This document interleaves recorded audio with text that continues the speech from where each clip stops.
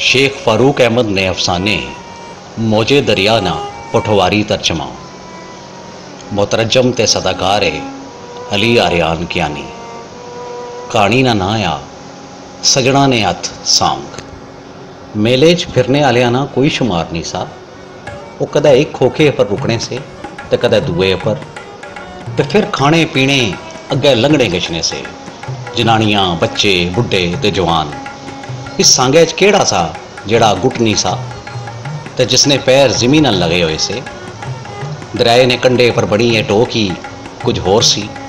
इधर पांपड़ बलनी गर्मी आखनी सी यही वार है ते उधरों अपने जोरे च दरिया ना पानी भी इये आखना सा जेड़ा माड़े अगे आया पार है। सांगे विच फिरनियां सोहनियां कुड़ियां तकी तकी तै गवाल जागतां ने दंद अंदर ही नहीं होने से पे तो उन्होंने माहौल बनाई बनाई ते दोहरे होने से पे। फिर जिसरा चंद तारियां च खिड़िया होना वो भी उससे सांगे विच अपनी सहेलियां नाल इस सारे तमाशे तकनी सी पी कि एक पासों वो एक बांका ते सोहना जागत उसने अगे अच्छी ते खली रहा ते आखन लगा सानो माड़े नाल ब्याह कर सें। सानो ने परमट्टे तनी जे गए ते फिर उस तड़ाक नाल आखिया कियां तुहाड़े नाल हीरे लगे हुए तू बेशक अजमाई किन्नगी। उस अपनी छाती होर चौड़ी करी किंदी अला जे ए गल ही तो फिर मार छाल इस पानिए विच।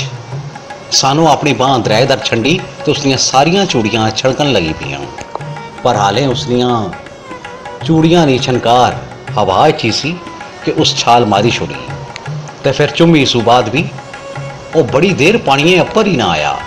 सानो दिले पर हाथ रखिया बड़ी देर पानिए दर तकनी रही। हुण ते आले दुआले खलते लोग भी परेशान जे होई गए से।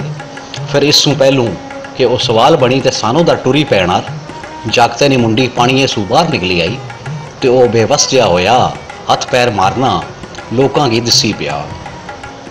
उसनी हालत तकी तो यह लगना सा कि वह बस कोई छटकड़ी नहीं मजवान आ। फिर इसू पहलू कि लोग रोला बाने उसकी बचाने आस्ते दरिया दर दौड़ी पैना सानू ही रूटर नहीं की थी तो उस दरिया विच छाल मारी छोड़ी तो बशकार उसने कोल पहुंची तो उसकी बाहर छिक्की आंदा। सानो मैं हारी गया तरना अशना भी होना तो पानी भू मचरिया होया सा। उसने साए विच सा आया तो उस अपनी मुंडी शर्मे नाल सानू अगे सट्टी छोड़ी। इतना सुनना सा कि सानू अपना हथ उसने हत्थां विच चाई दिता तो फिर आखन लगी मुहब्बत ना कम छाल मारना होना तरना या डुबना नहीं।